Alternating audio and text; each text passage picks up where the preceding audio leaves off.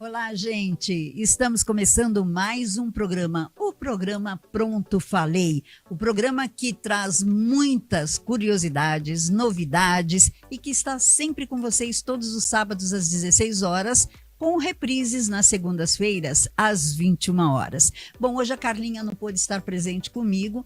Eu quero mandar um grande beijo para Carlinha. Aliás, eu tenho tanta gente para mandar beijo, gente. No final do programa, eu mando beijo para todos vocês, se meu diretor deixar, tá bom? Bom, mas agora, gente, eu quero apresentar uma pessoa incrível, uma pessoa maravilhosa. Ele é consultor emocional, ele é um palestrante internacional, escritor e psicanalista. Eu estou falando do Dr. Alt Persona. Tudo bem, Dr. Alt? Olá, Sueli. Tudo bem, sim, graças a Deus. Obrigado pelo convite, é um imenso prazer estar fazendo parte aqui do seu programa. Pronto, falei. Pois é, o programa é todo seu, olha. Eu é que estou super curiosa. Vim assim já no caminho. Gente, hoje eu vou entrevistar uma pessoa muito importante, um consultor maravilhoso, e eu quero saber tudo. Sabe quando você tem alguns problemas, algumas falhas e você quer saber de tudo? Sim. Então, é essas coisas que eu quero saber, sabe? Eu quero saber tudo sobre você. Eu sei que você teve alguns problemas, né, na vida, por isso que você hoje é um psicanalista, você conhece muitas coisas devido a todos os problemas que você já enfrentou na vida. Eu queria que você falasse um pouquinho da sua carreira. Eu sei que você é uma pessoa muito procurada, todo mundo quer fazer um podcast com o Dr. Alt, todo mundo quer levar o Dr. Alt aí para fazer os eventos, e eu também, claro, né, sou filhinha de Deus, quero o Dr. Alt Persona. Legal, Sueli. É bem por aí mesmo. Bom, eu sou o Dr. Alt Persona. Eu acredito que a vida é um grande teatro, sim, que todos nós estamos de alguma forma, consciente ou inconscientemente, atuando nos papéis. Sim.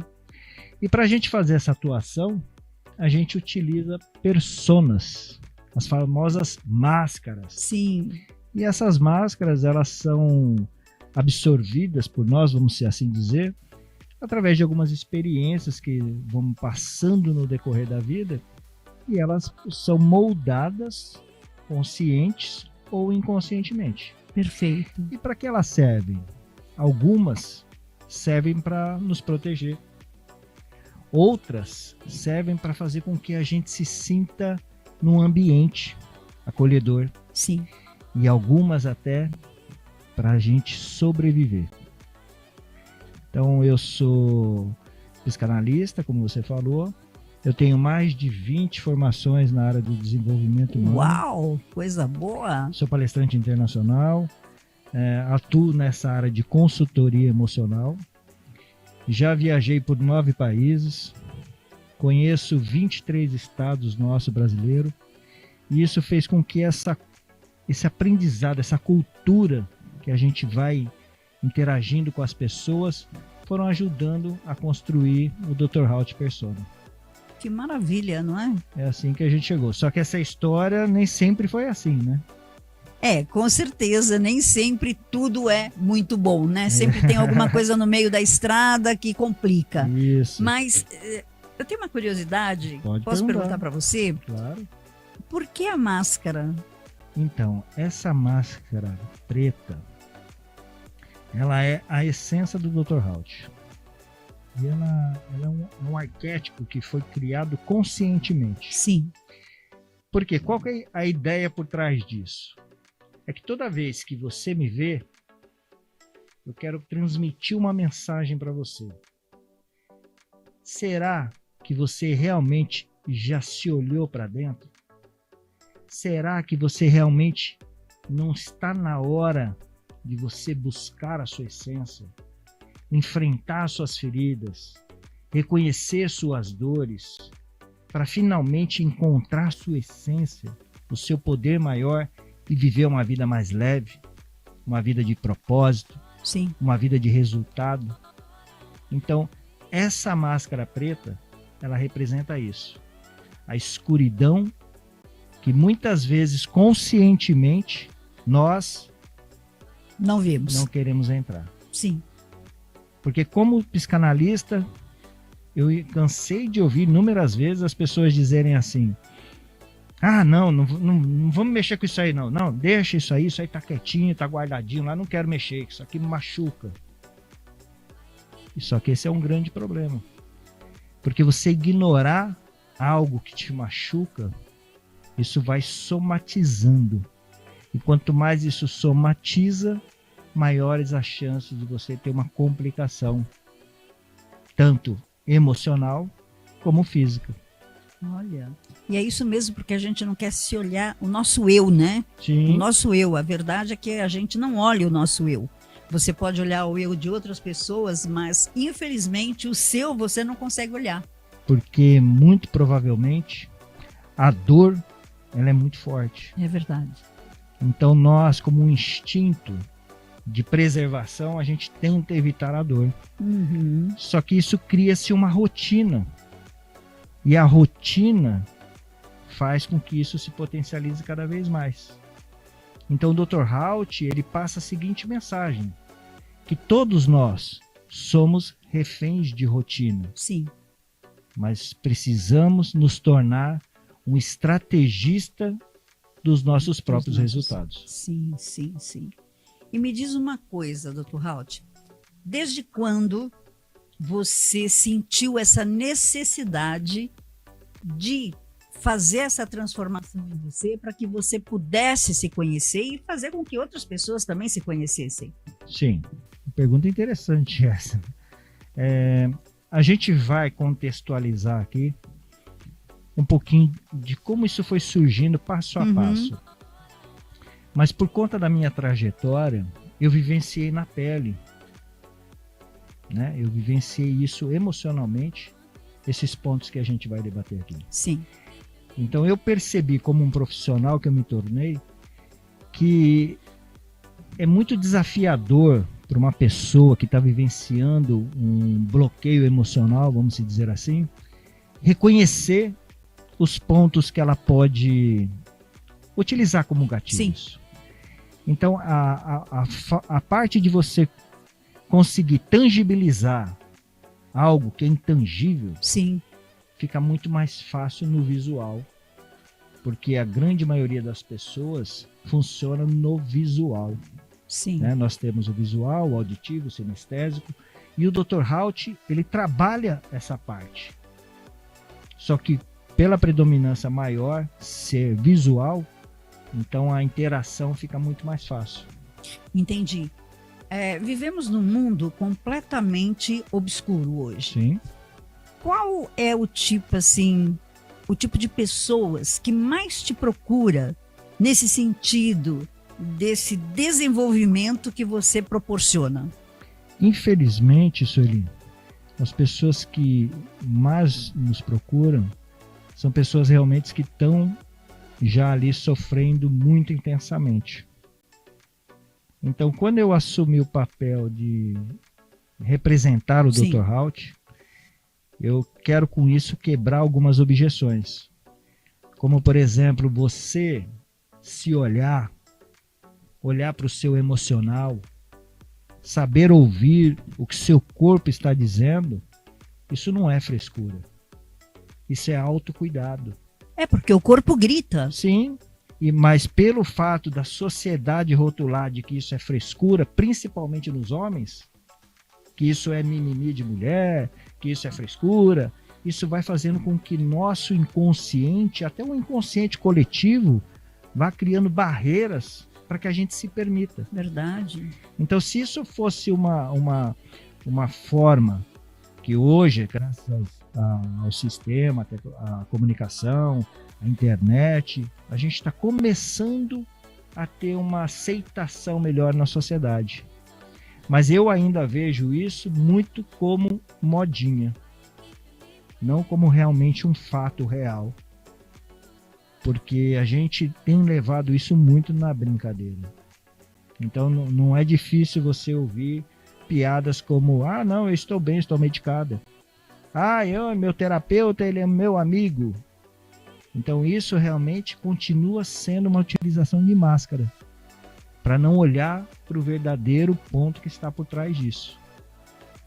Então a minha mensagem é exatamente essa.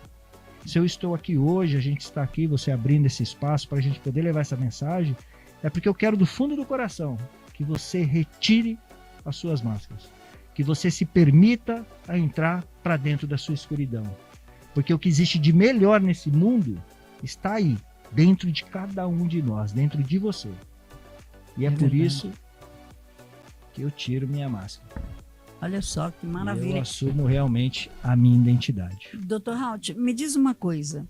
Não seria assim inteligente para o governo, acredito eu, ter uma especialidade como essa sua, que você vivenciou em outros países, você vivenciou com a sua própria vida, você está vivenciando isso? Porque nós temos vários psicólogos, psicanalistas, que ao invés de tratar, como você disse, é com medicação para dormir, é com medicação para que você se dope, entendeu? E não fica realmente atento àquilo que você precisa realmente, que é se conhecer, é conhecer o seu eu, o seu próprio eu. Sim. Existem várias vertentes nessa colocação sua, se me permitir abrir aqui um parêntese. A medicação, ela é super recomendada para casos específicos. Sim. Então, por exemplo, quando a gente olha uma terapia, uma psicanálise, vamos chamar de desenvolvimento humano. Quando você olha para o seu desenvolvimento emocional, a gente tem vários fatores. Eu, por exemplo, vivenciei um período em que eu precisei utilizar o medicamento. Porque o medicamento ele tem a função exata de justamente cortar aquela sinapse para que você deixe de sentir essa dor que você sente. Para que você seja controlado a não exercer uma determinada atividade que possa te complicar depois, né? Uma determinada ação. Então o medicamento ele é importante. O acompanhamento ele vai dependendo de cada estágio que a pessoa está. Então por que eu digo isso?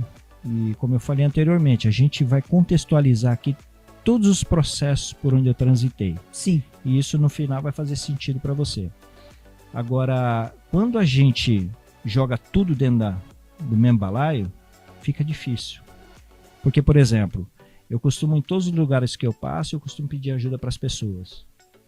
Porque a pessoa que provavelmente mais esteja precisando do Dr. Halt, ela não está na rede social, ela não está assistindo uma televisão. Sim. Ela muito provavelmente ou está dopada, medicada, ou ela está trancada num quarto escuro, não querendo ver ninguém. Sim. Então, o pedido que eu faço, o apelo é exatamente isso. Se você conhece alguém que vivencia isso, compartilhe esse material, oriente essa pessoa, pelo menos, a se permitir assistir isso uma vez. Porque eu tenho certeza que ela vai se conectar com isso. Com certeza. Porque eu vivenciei isso. Eu estive trancado num quarto escuro, não querendo falar com ninguém. E isso eu sei que existe inúmeras pessoas. E é isso que eu queria te falar. Tem pessoas que ficam se deflagelando. Sim. Se arrancando, sabe? Sim, e é automutilação. Exatamente. E outras pessoas, elas têm vergonha, na realidade, de expor o problema que ela está passando no momento. Por medo do julgamento. Exatamente. Então, esse tipo de pessoas, quando chega para você e fala assim, não, doutor, eu quero uma consulta, mas eu quero sozinho. Sim. Ou eu quero em grupo. É muito mais fácil procurar sozinha do que em grupo, não é? Sim, sim, sim. Inclusive, nós mesmo como Dr. Halt, a gente percebe, é muito nítido, assim, eu vou te trazer uma situação da rede social. A gente publica um vídeo, ele tem visualizações, mas não tem interação. Sim. Por quê? Porque existe um rótulo da pessoa não querer se conectar a isso. Por quê? Porque a nossa cultura diz que isso a pessoa é louca. Quantas vezes, hoje em dia, cada vez tem diminuído mais isso, né? Graças a Deus isso vem caindo.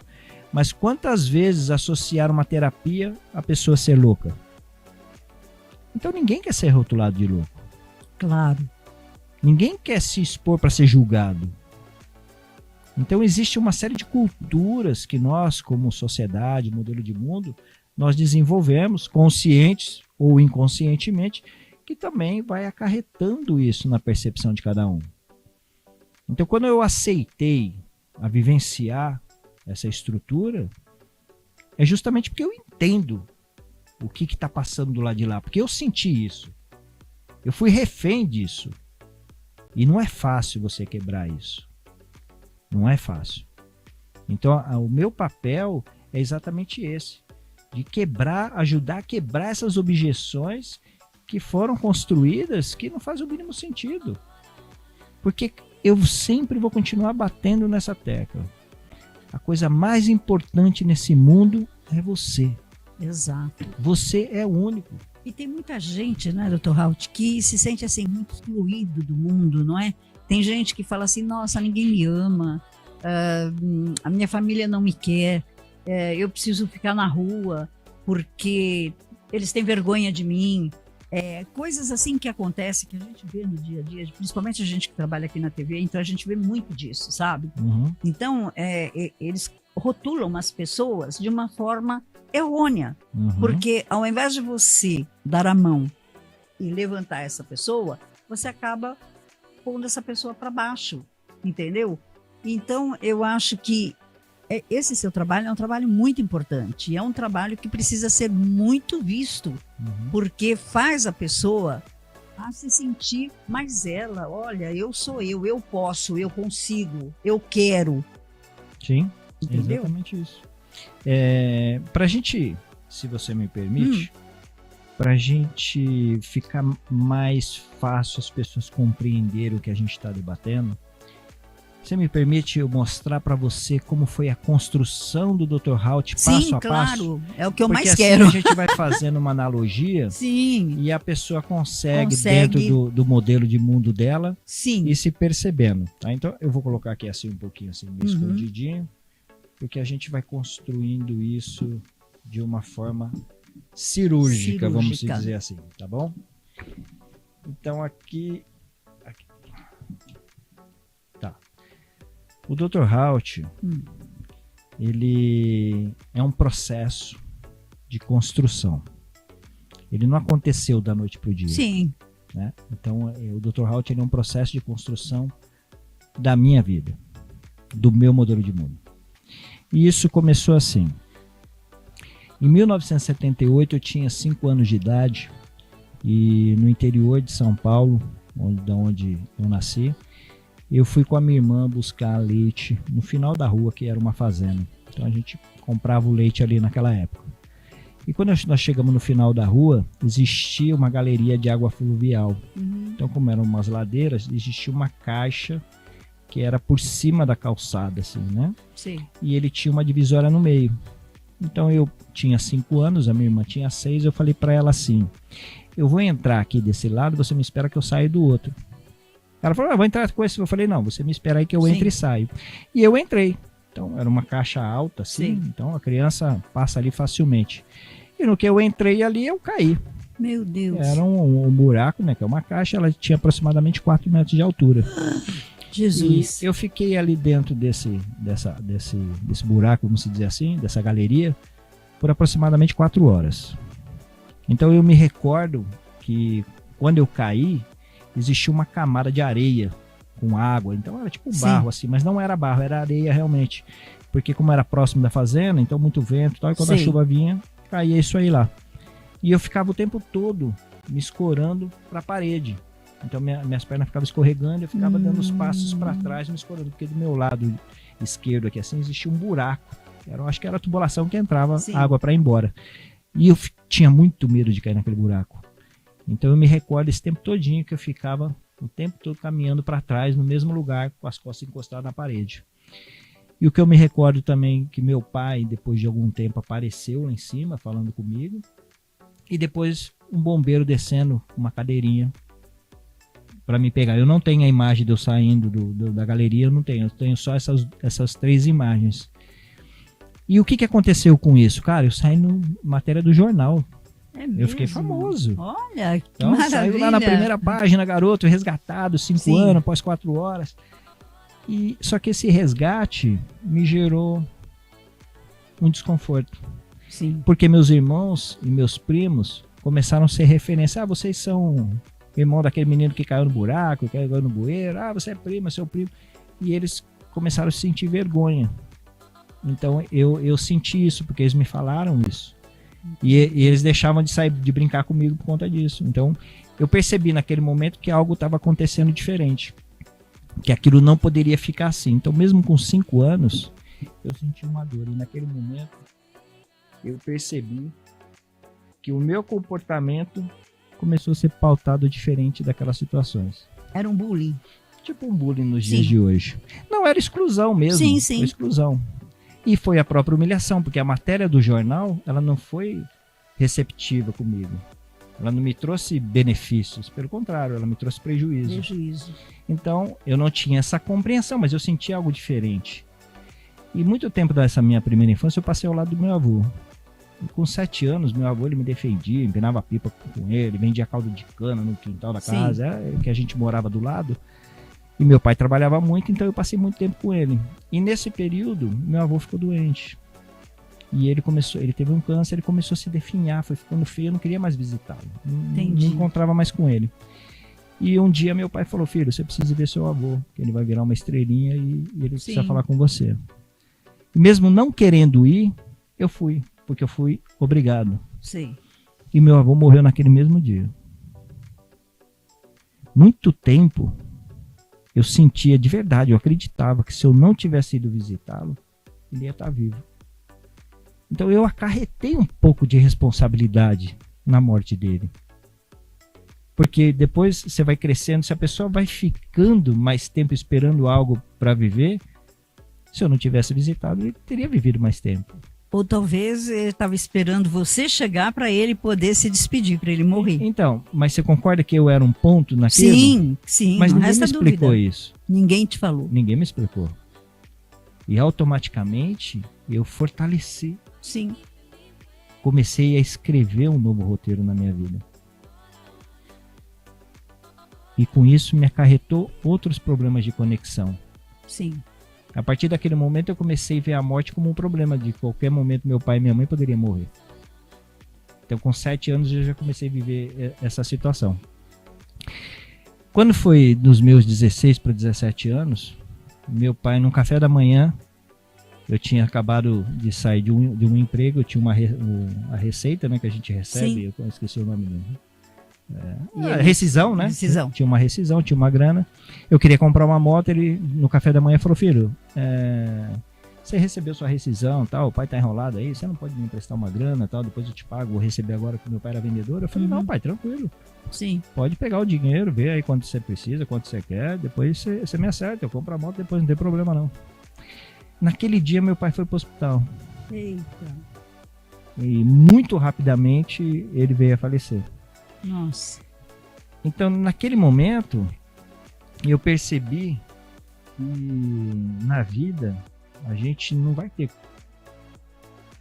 direito sobre os nossos roteiros. Ele simplesmente vai acontecer. Sim. E a morte, no palco da vida, ela é uma realidade.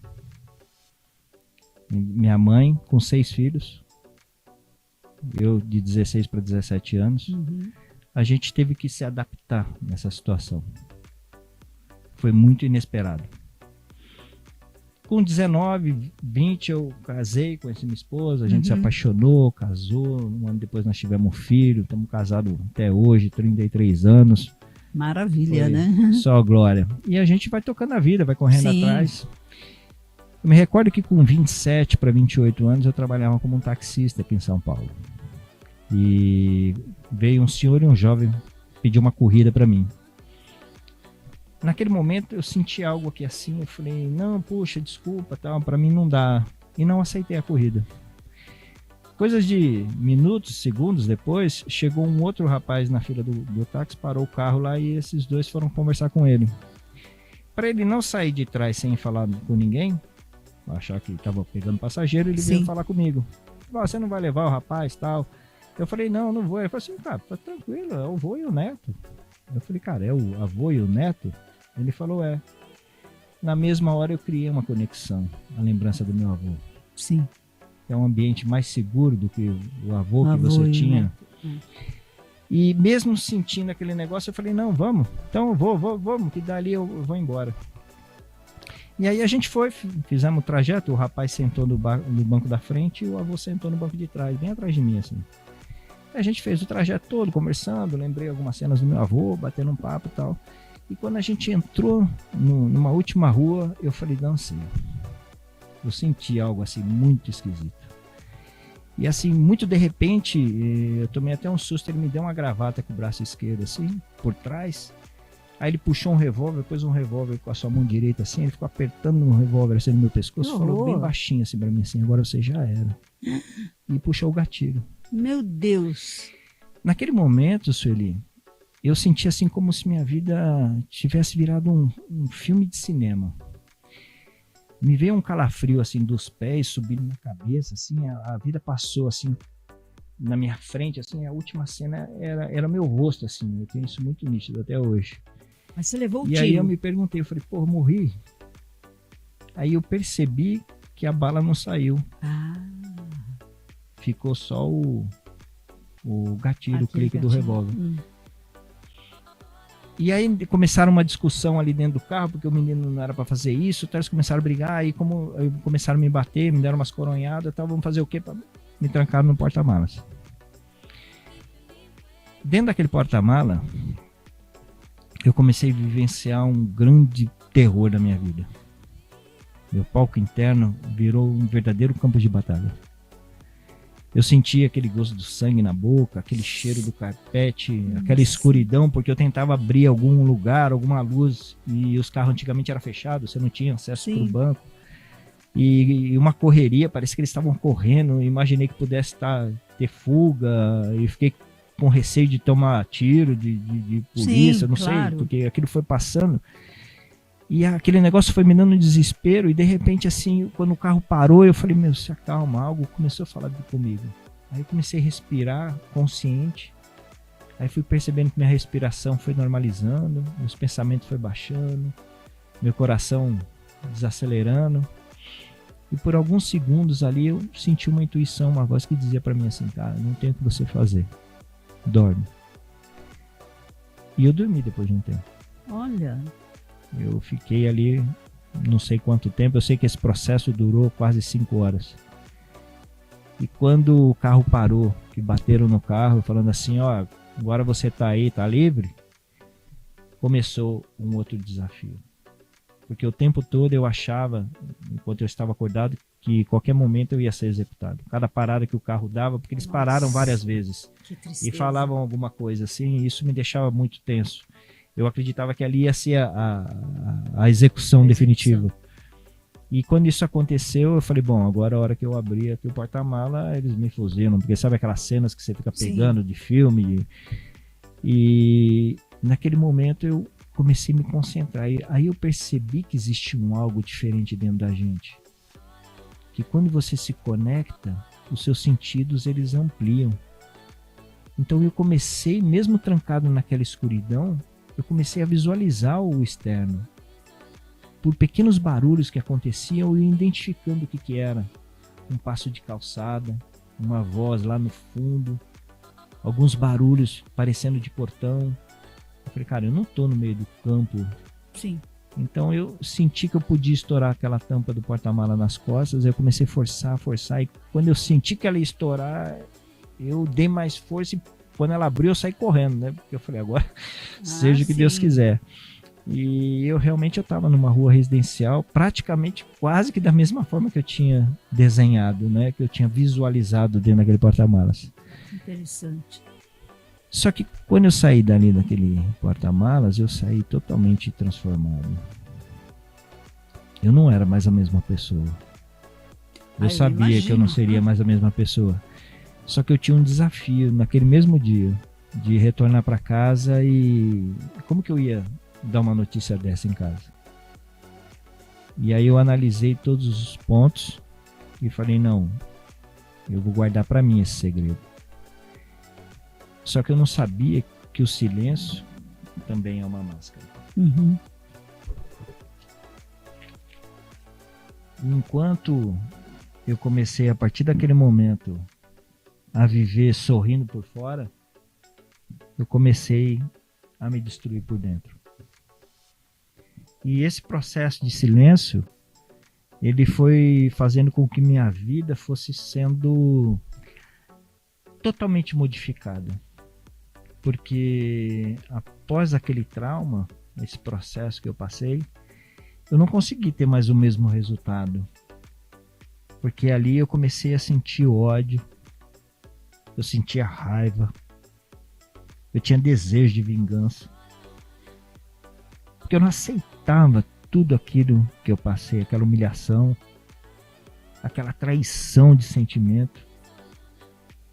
Porque eu me senti traído, eu tinha um sentimento de amor pelo meu avô. E aquele movimento, aquela cena, aquela atuação daquela pessoa se representar o meu avô, isso ele traiu os meus sentimentos. Entendi.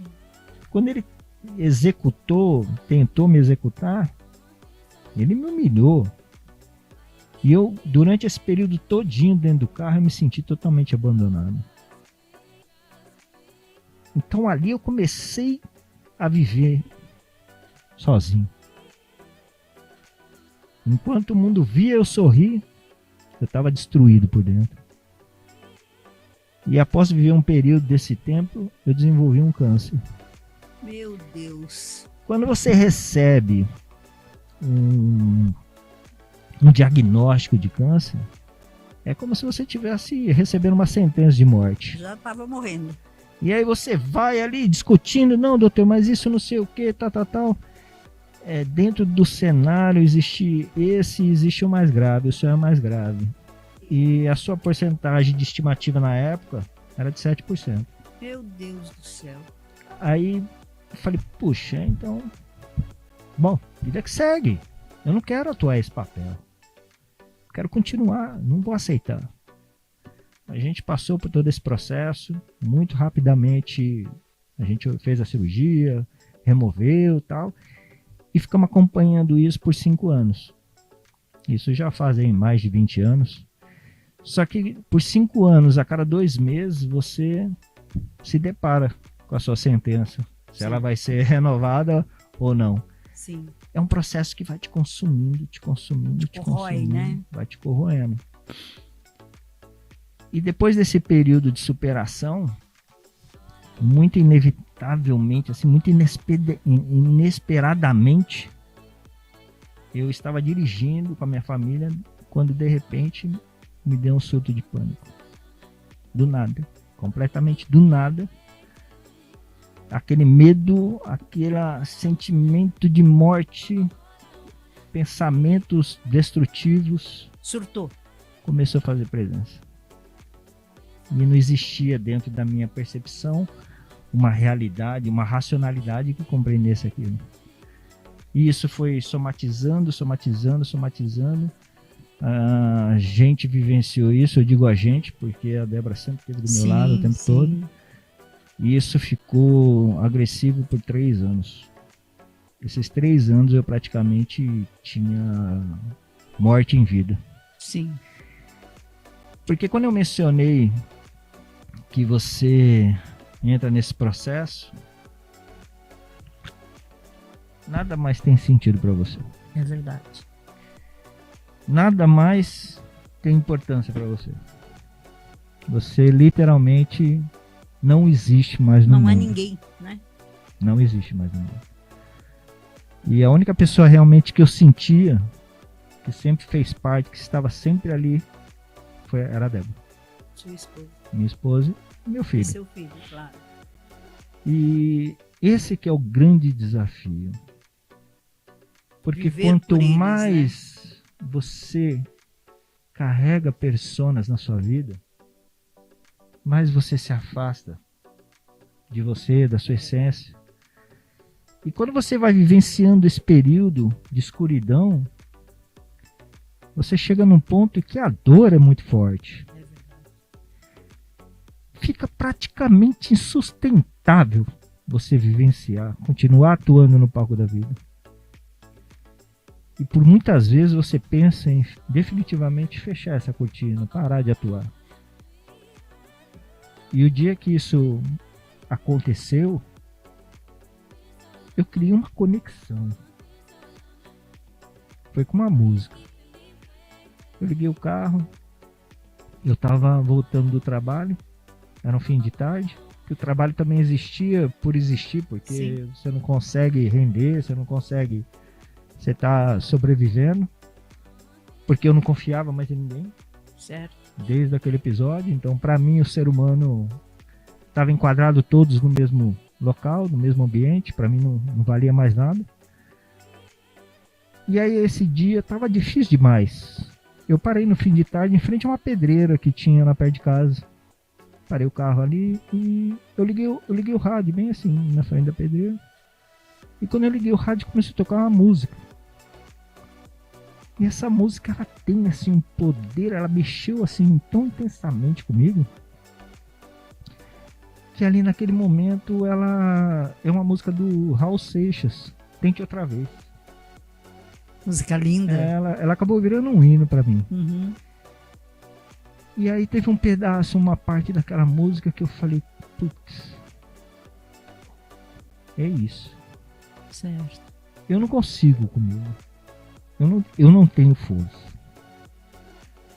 Mas se não é por mim, que seja por ele. Com certeza. E aí naquele dia, eu percebi que eu entrei para minha escuridão. Eu fui reconhecer a minha ferida mortal. Eu fui entender que aquele processo de humilhação, de rejeição, de abandono, de traição, não era uma coisa minha. Era só um script. Sim. Que o grande palco da vida me fez interpretar. Sim. Mas eu não queria mais interpretar desse jeito. Eu não podia mais interpretar desse jeito. Eu tinha que interpretar de uma forma diferente. Eu tinha que parar de sentir ódio. Tinha que parar de sentir vingança. Sim. Foi quando eu entendi que realmente, quando você se permite, você sabe que atrás dessa ferida tem um grande tesouro, você vai ter forças, você vai ser orientado a trilhar esse caminho. E aí você vai passar por cima dessa ferida. Que é o caminho do amor, né? O amor constrói, não é? Isso. Ela vai começar a se tornar uma cicatriz. Sim.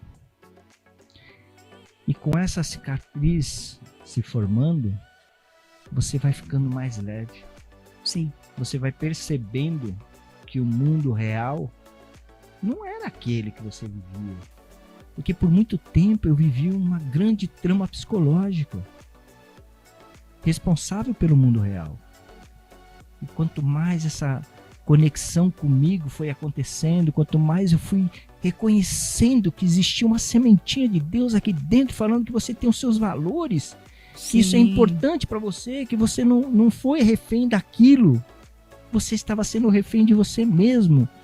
Eu entendi exatamente isso, que existem essas personas que a gente cria na vida. E quando eu entendi que essas personas, elas são criadas para nos proteger, principalmente. Sim. Fez todo sentido. E hoje, já há algum tempo atrás, mas hoje eu vivo todos os dias da minha vida sem usar persona. Mas se eu quiser usar uma persona, eu tenho a consciência de que todos os dias eu posso pôr uma persona limpa. Uhum. E eu posso escrever nela a história que eu quiser. Que maravilha. Porque o ator no grande palco da vida sou eu. Com então certeza. Hoje eu aprendi a ser um roteirista, um diretor, um ator. Da sua própria vida. Da minha própria vida. Um protagonista, se eu quiser. Um figurante, se eu quiser. Eu posso ser o que eu quiser. É isso aí. Eu não posso ter o controle sobre tudo. Sim. Mas eu tenho o controle de como interpretar tudo. Então, por isso que hoje eu vivo sem persona, eu visto Dr. Raul de persona, mas além da minha esposa e do meu filho, essas personas são o meu maior orgulho. Com certeza. De todas elas. Então agora eu acho que faz sentido a gente poder tirar qualquer dúvida, Sim, esclarecer com qualquer certeza. ponto. Depois de uma Porque história dessa, né? eu acho que eu conheço um pouquinho, né, desse Com negócio. certeza, com certeza. E quando eu comecei a estudar, foi os estudos que me tiraram, que foram as ferramentas para eu tirar essas pessoas. E cada estudo que eu fazia durante todos esses anos, cada formação que eu fiz, eu sempre procurei separar, né? Porque eu racionalizo muito, né? Sim. Você vê que de alguma forma, eu acho que o sofrimento, a gente sofre tanto porque a gente tem riqueza de detalhes. Sim. Só que a mesma riqueza de detalhes que fez eu sofrer tanto, também faz com que eu entenda cada coisa que eu faço. Certo. Então, assim, cada estudo que eu desenvolvi, que eu pratiquei, eu retirei só aquilo que realmente faz sentido. Então, eu não sou uma pessoa técnica para estar trazendo nomes de livro, referências. Sim. Eu trago na ponta, porque quem está lá no quarto escuro não está preocupado. Você trouxe a sua em vivência, querer saber. né? Então, mas eu desenvolvi isso através dos estudos. Então, eu tenho técnicas, tenho ciência por trás de tudo isso que a gente trabalha. Porque o ponto mais marcante para mim foi quando eu estava com um profissional, não vou mencionar o nome, né, mas eu estava ali sendo atendido por um profissional da saúde e relatei os pontos e a pessoa virou para mim e falou assim: cara, mas isso é coisa da sua cabeça. Eu falei pra ele: vá, doutor, cara, se não fosse da minha cabeça eu não tava aqui, pô, você concorda? Com certeza. Então, mas assim, eu achei, sabe, tão, sei lá, ser antiético, mas assim, pra quem tá do outro lado, eu acho que é muita falta de respeito com a dor da pessoa. Sim. Entende? Então, eu acho que esse é o ponto maior, é mostrar pra pessoa que tá sem força, né, mostrar para a sociedade que as pessoas que estão nessa situação, elas não têm força. Elas não são chacotas. Elas são reféns de uma rotina. De uma rotina. Sim, mas existiu algo que fez com que ela caísse nisso. E será que nós também, de alguma forma, não somos responsáveis por esse algo? Com certeza. Eu não sei, a gente não sabe. Com certeza somos. Cada caso é um caso, né? Porque existem as culturas que a pessoa vive, o modelo de mundo que ela vivenciou. Mas todos nós, independente da cultura, do modelo de mundo, a gente está atuando num grande palco que é o mesmo para todo mundo, Com né? certeza. Então, não sei, eu acho que isso... Por isso que eu digo que eu penso que a saúde mental ela deve ser tratada com muito respeito. Com muito respeito. Com muito carinho, com muito acolhimento. Porque para quem está de fora, cara, é ridículo. Mas quem está lá dentro é a maior dor do mundo. Mas a sua história é muito linda, né? É uma história de vida, uma história de superação. Eu acho que é uma história que todo mundo precisa conhecer. Porque é conhecendo esse tipo de histórias é que você começa a se amar. Peraí, se ele conseguiu, eu também consigo? Por que não? Não é? Deus é para todos, não é para uma pessoa só, não é verdade? Com certeza. E agora, nós falamos do Dr. Raut Persona. Agora vamos falar do Evandro, não é? Evandro Gregorin, é isso? Gregorin. Evandro, eu estava vendo aqui um livro seu e achei super interessante. Subir Consciente, né? Eu sempre li subconsciente. Então eu queria saber por que Subir Consciente e qual é o preço dessa interpretação? Então, esse livro eu escrevi em 2018. Eu tinha, vamos se dizer assim, já vivenciado um período de tranquilidade emocional. Porque os maiores desafios de quem vai saindo do pânico é você conseguir estar num ambiente tranquilo. Né? Porque eu precisei ir passo a passo. Então, cada desafio que eu tive, que eu fiz para descaracterizar cada persona dessa, foi consciente. Eu sabia exatamente o que eu estava fazendo. Eu sabia exatamente o que eu precisava fazer. E ao mesmo tempo eu sabia exatamente o que eu estava sentindo. Sim. Então eu sempre fiz essa conexão do externo com o interno. Sim. Então por isso que eu digo que o interno é o mais importante do que o externo. É o seu palco interno que gera o seu externo. Então a consciência é que faz você ter essa mudança de percepção. E é interessante, Sueli, posso te relatar aqui um ponto? Inclusive, foi o último, né? Pode sim. Minha esposa gosta muito de sair, passear, viajar. E para ela... Quem não gosta, né? E para ela, Quem nunca? E para ela, além de ter que lidar com esse grande desafio da incerteza, tudo, foi a minha corda, né, de resgate. E o interessante, então, que a coisa que ela mais gostava de fazer, gosta até hoje, é de sair, passear, viajar. E a gente foi indo, e ela sempre respeitando os meus limites, né? Sim. E eu lembro que o último ponto maior de desafio meu de permanecer fora, né, de casa, a gente foi assistir o Fantasma da Ópera. Sim. Eu não me recordo, eu acho que foi no Santander ou foi na Brigadeiro, não sei, o teatro. E aí eu lembro que existia todo um ritual, né? Então eu entrava já todo desconfiado, tacardia, não queria ir de jeito nenhum, os pensamentos negativos de destruição, vai acontecer o tempo todo. E aí você naquele processo, não, isso não é real, isso é imaginário, isso não é real. E aí aprendi várias técnicas tal para controlar isso. Então eu ficava naquele self-talk aqui o tempo todo, sim, cortando aquele sabotador lá. Certo. Mas foi que aí nós chegamos, sentamos, e eu lembro que tinha um lustre gigante. Eu falei, meu Deus do céu, esse lustre, será que ele vai despencar? Esse lustre vai despencar. Eu vou sentar, vou ficar longe desse lustre, porque ele vai despencar, vai pegar aqui uma quantidade de cadeira. Então você fica criando aquilo. Rota de fuga. Onde estão as escadas? Os principais pontos de circulação. Para que você circular. Por quê? Porque é um pensamento assim, terrorizante que fica. Então você tem que lutar com aquilo porque ele não é real, né? É. Inclusive aí nessa época eu comecei a bater muito forte nisso, né? O medo ele não é real, o medo não existe. Aí eu tinha um amigo meu que é doutorado, tudo, como não? Eu falei, cara, o medo não é real. O que é real é o perigo. O perigo é real. Sim. O medo não. Você tem medo de um lustre cair? Não. Por que tem um lustre caindo? Qual o problema?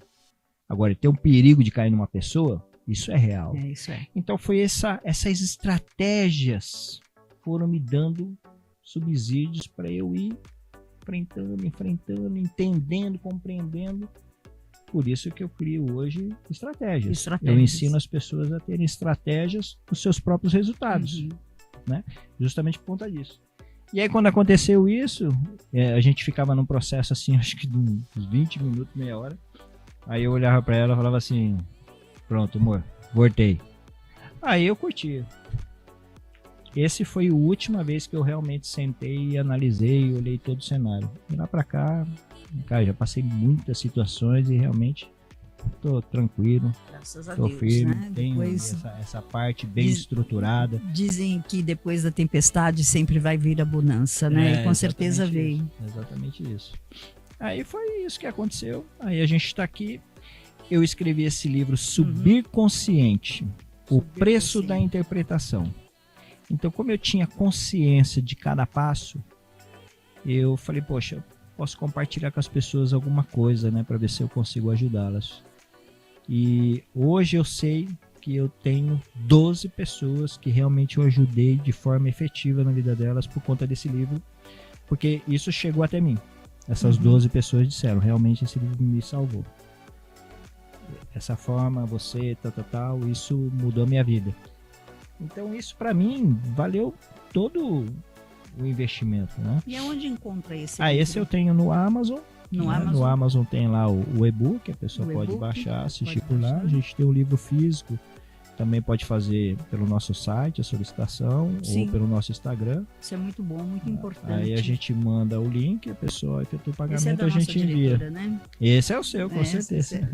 Da diretora, né? Da Ângela, não foi? Não, esse é o seu. Opa!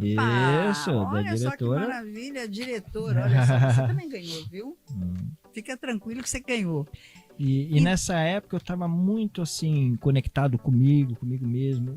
Foi um período muito leve da minha vida, um momento que realmente... Foi bem quando teve aquela greve de caminhoneiros em São Paulo. Sim, que parou tudo. Que parou. Foi nesse período eu escrevi. E aí também foi o maior desafio da vida, porque quando eu escrevi o livro, e nessa época eu não tinha IA não, viu? Não, hoje em dia, o IA agora, né? O IA... Nessa época eu não tinha, o não. Ali agora. foi raiz mesmo. Sim. E eu escrevi assim o rascunho todo, aí eu peguei e passei o livro para ela. Falei, olha, Pri, o que você acha do livro e tal, não sei o quê. E foi aí no livro que ela descobriu a história do sequestro. Nossa, foi quase que ela me largou de tanta... Foi aí que ela descobriu aquilo que você não contou para ela, né? Exatamente isso. E ela E aí foi muito duro, né? foi porque ela também entrou naqueles processos de autossabotagem. Poxa, será que ele não confia Claro, e tal? Aí, claro. como aí fica a gente um pouco tinha... pior, né, a Isso. situação. Mas aí a gente entendia desse processo, aí expliquei exatamente para ela o que era, como foi. Porque eu tinha consciência de que eu ia ter um desafio muito maior. Sim. Porque ali era uma fonte de renda que eu sustentava a minha família. Então, assim, eu até entendo o ponto dela. Hoje ela também entende o meu, tudo. Mas foi um momento conflitante. E isso é interessante a gente estar falando, até porque os maiores desafios nossos estão nos nossos relacionamentos. Sim, sim. Porque existe muito desse ponto. Mas esse ponto acontece porque, você viu? Eu pensei que eu estava fazendo a coisa certa para nós dois. E fez aí errada, né? Então, mas se eu passo para ela, eu sei que as coisas seriam diferentes, porque ia ter uma perspectiva dela. Então, será que não é interessante? Hoje a gente vivencia isso muito claramente, né? A gente, cada vez, estamos mais prósperos na nossa relação por conta disso, por conta dessa consciência. Expõe os dois lados. Sim. Precisa se expor os dois lados. Sim. Os dois lados precisam dizer como eles se sentem, não o que eles fazem, é como eles se sentem. Uhum. Se eu disser para você como eu me sinto, você vai criar uma empatia comigo. Se eu disser para você o que você fez, vai gerar um julgamento para você. Isso. Então, você disser para o seu companheiro, para sua companheira, como você se sente, olha, essa situação me fez eu me sentir assim. A decisão está na mão da outra pessoa. Ela precisa ter um insight de falar, não, eu não quero que ele se sinta assim, então eu não vou fazer mais isso, eu vou fazer diferente. Porque ela também não está fazendo para ofender ou para machucar. Sim, claro. Então, essa é uma dica bem legal, cara. Sempre, nunca fale o que o outro fez. Não. Fale como você se sente. Bacana, não é? Né? Bom, Evandro, o que eu queria saber de você? Nós já estamos quase no final do nosso programa. Olha, passa rapidinho, rápido, né, diretor? Mas eu queria saber, você hoje, você trabalha com isso. Eu sou consultor emocional. Você é consultor, né? Também. Uhum. Me diz uma coisa, aonde você faz esse trabalho? Você faz trabalho em escolas? Você faz trabalho em clínicas, em firmas, em eventos? Aonde é feito esse tipo de trabalho, para que os nossos telespectadores conheçam e, de repente, eles vão entrar em contato com você, porque você vai deixar a sua rede social, para que as pessoas possam estar te procurando. Tá. A nossa rede social, bom, se você jogar no Google Dr. Halt Persona, aparece lá de todo jeito. De todo jeito. Mas a gente utiliza o nosso site, que é onde a gente tem todos os nossos acessos, nossos links, nossos vídeos, estão tudo no site, que é DR, né? D de dado, R de rato, doutor, né? DR, Halt Persona, H-A-L-T, haltpersona.com.br. O nosso Instagram é o @Doutor Halt Persona, esse é escrito, tá? @Doutor Halt Persona. Ah, não é o DR, é escrito doutor. O DR é só o site. Tá. E esses aí, né? Tem o YouTube também, que é o @drhaltpersona.com.br, @drhaltpersona. Ali você pode estar acessando no Instagram, ter os nossos contatos, ter o nosso WhatsApp. E eu vou deixar aqui também, se você tem interesse, posso falar aqui? Pode. A gente faz um trabalho que chama DNA emocional. Ele é um instrumento de mapeamento emocional. Então, isso está de forma gratuita até o dia 13 de março. Depois não vai ser mais gratuito. Se você tiver interesse, você pode entrar no nosso site, faz lá drhaltpersona.com.br. A primeira página tem um link do nosso evento, vai ser 14 e 15 de março, aqui no Campo Belo, São Paulo. Você clica no link, faz um cadastro totalmente gratuito. Serão 2 dias que nós vamos estar compartilhando toda essa experiência para você se permitir atravessar aqui, ó, sua máscara da escuridão e começar a resgatar o melhor como se fosse um aí teatro, dentro. não é? Você vai demonstrar tudo Isso, a gente faz tudo isso, tem algumas dinâmicas que Sim. fazem, mas isso é pessoal. Pessoal. Então a gente faz aqui Tá. de uma forma que cada um faça a sua introspecção. Sim, é fantástico. entendi. E lá no nosso site tem a abinha lá, você clica nos 3 pontinhos, vai aparecer diagnóstico. Você clica lá, faz um cadastro, você vai receber um link também gratuito, até o dia 13 é gratuito, depois não vai ser mais, que a gente vai te oferecer um gráfico que vai mostrar para você as porcentagens possíveis momentâneas que você está vivenciando.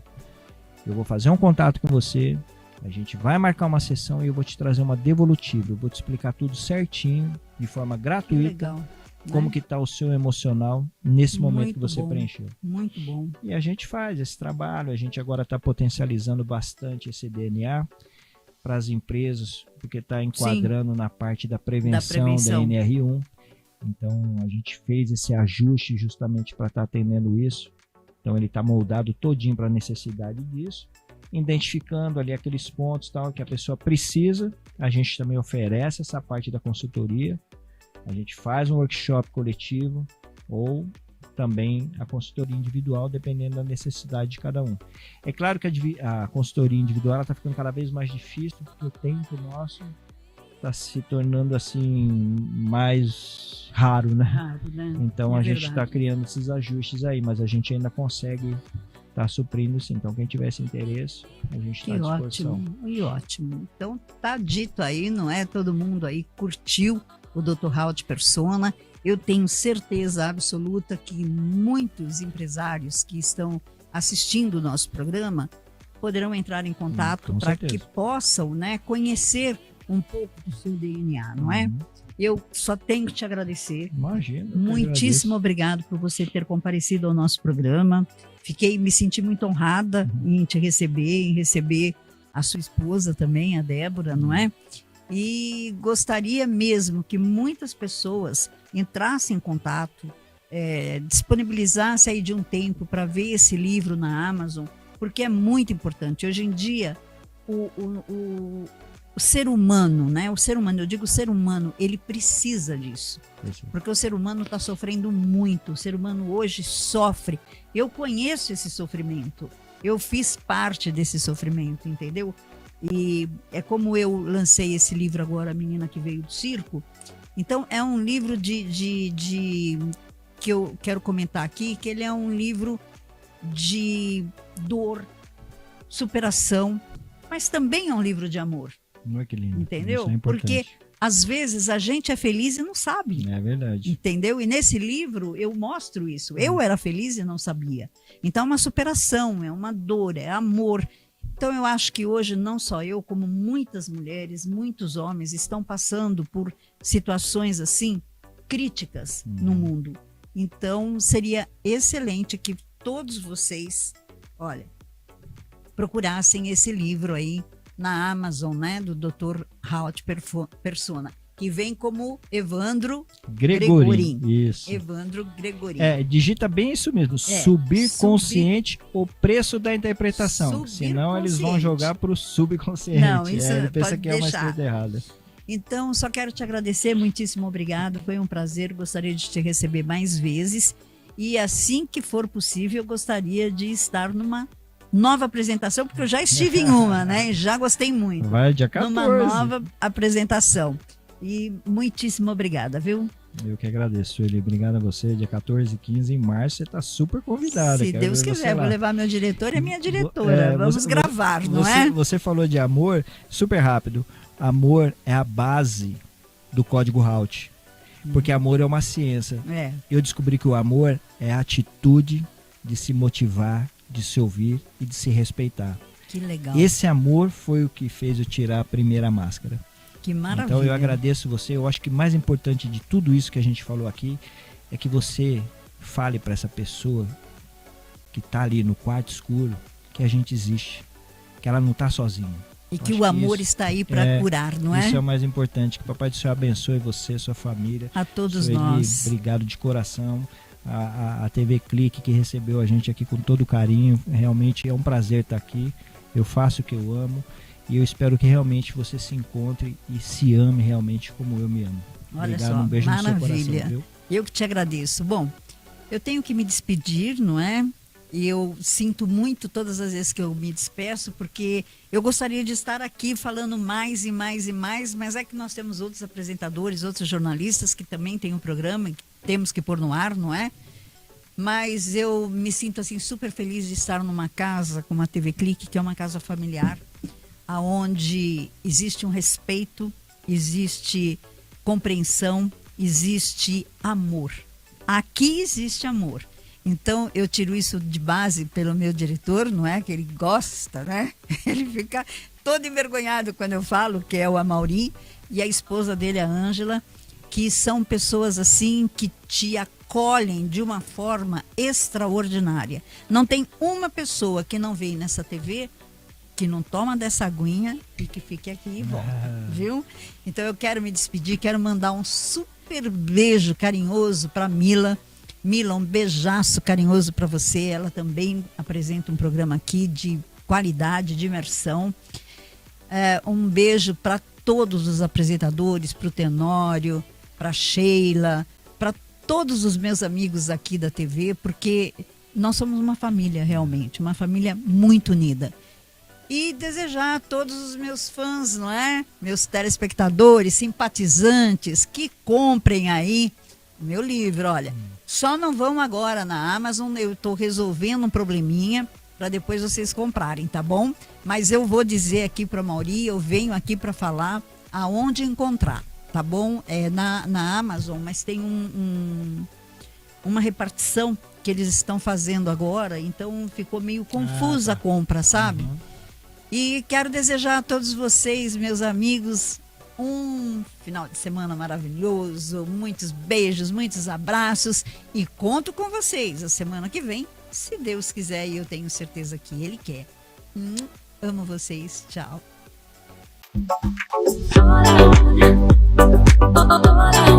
Oh,